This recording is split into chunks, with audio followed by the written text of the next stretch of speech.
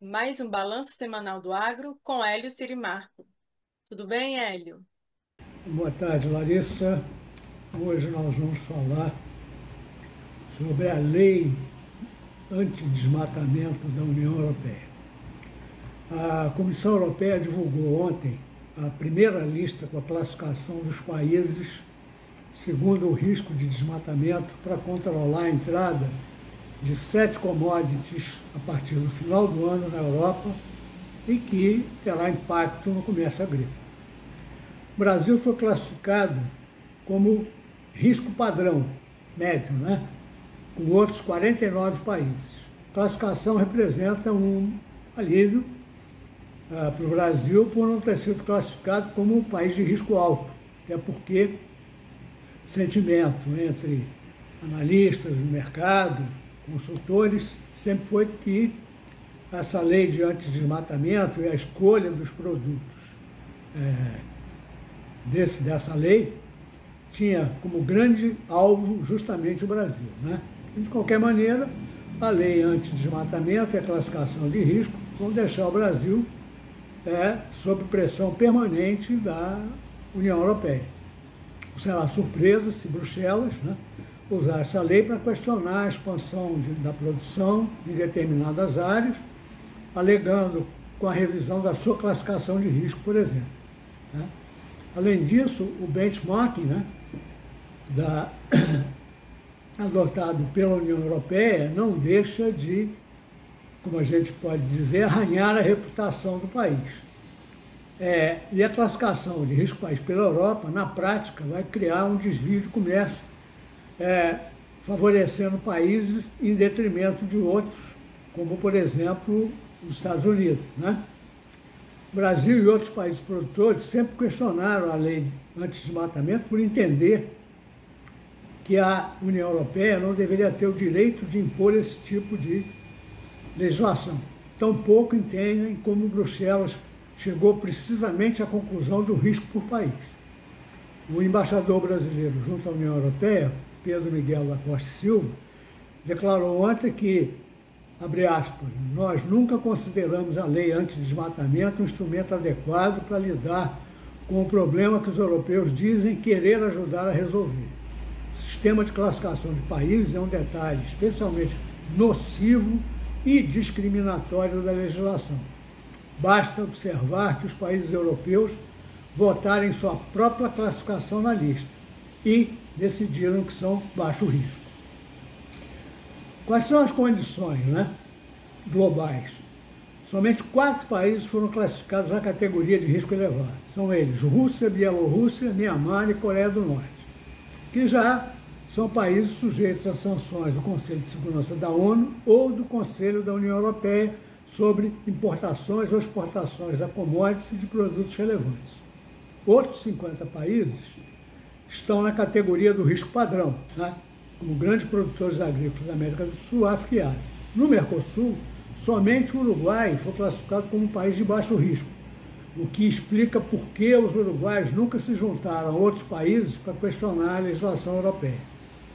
Na Ásia, Vietnã e Tailândia também ficaram como países de baixo risco, provavelmente por terem aceitado bilateralmente certas exigências feitas por Bruxelas. No total, 142 países foram classificados como sendo de risco baixo de desmatamento. Essa classificação junta, entre aspas, amigos do Ocidente, como Austrália, Canadá, potências com as quais a Europa quer ficar bem e teme retaliação, como Estados Unidos, China e Índia, e países que provavelmente não têm nem mais o que desmatar. Os europeus indicam que a lista de classificação de risco foi aprovada por consenso pelos seus países membros. De qualquer maneira, com 50 países na categoria de risco médio, há um equilíbrio. Seria muito pior para o Brasil se essa categoria tivesse um número pequeno de países comparado à grande maioria colocada como risco baixo.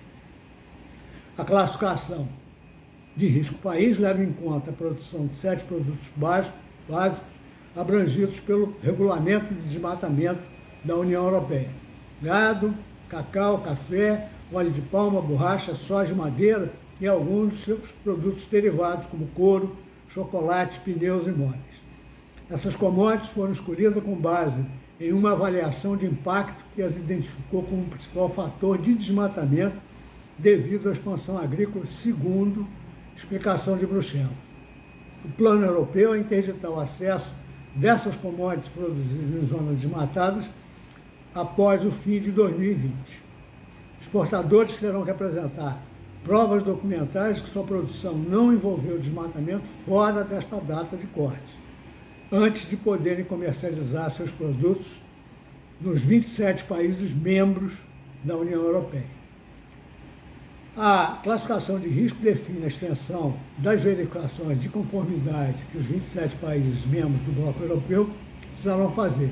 Significa controlar 9% dos operadores dos produtos originários de países considerados de alto risco, 3% dos produtos vindos de países com risco padrão e 1% de produtos vindos de países com baixo risco de desmate. Ou seja, a classificação de risco significa quantos contêineres vão ser controlados. As mercadorias originárias de países com risco maior terão maior controle e maior risco de autuações. Assim, os 142 países na categoria baixo risco terão obrigações simplificadas para os operadores e comerciantes. Eles precisarão coletar informações, mas não precisarão avaliar e mitigar os riscos de desmatamento. China, Índia e África do Sul estão nessa categoria. Segundo a União Europeia, a avaliação comparativa de países garantirá uma implementação simples, justa e econômica à sua lei de anti-desmatamento. O bloco informa que a lei já está produzindo desenvolvimentos positivos no combate ao desmatamento, as mudanças climáticas e a perda da biodiversidade. Já para os produtores, como o Brasil, a lei é equivocada e discriminatória. As obrigações da lei passarão a ser aplicadas em 30 de dezembro deste ano para as grandes empresas e em 30 de junho de 2026 para as micros e pequenas empresas. A publicação dessa quinta-feira foi acompanhada por um documento de trabalho da equipe que descreve a metodologia em que se baseia. Então, recentemente, a Comissão Europeia anunciou para reduzir a carga burocrática na implementação da sua legislação de desmatamento, visando reduzir custos das empresas e pode ter impacto positivo no fluxo das vendas brasileiras. Flexibilização reflete também o novo contexto geopolítico. Segundo a Comissão Europeia, isso resultará numa redução estimada de 30% dos custos e encargos administrativos para as empresas demonstrarem que seus produtos são livres de desmatamento. Então, vamos aguardar os desdobramentos aí a partir de 30 de dezembro.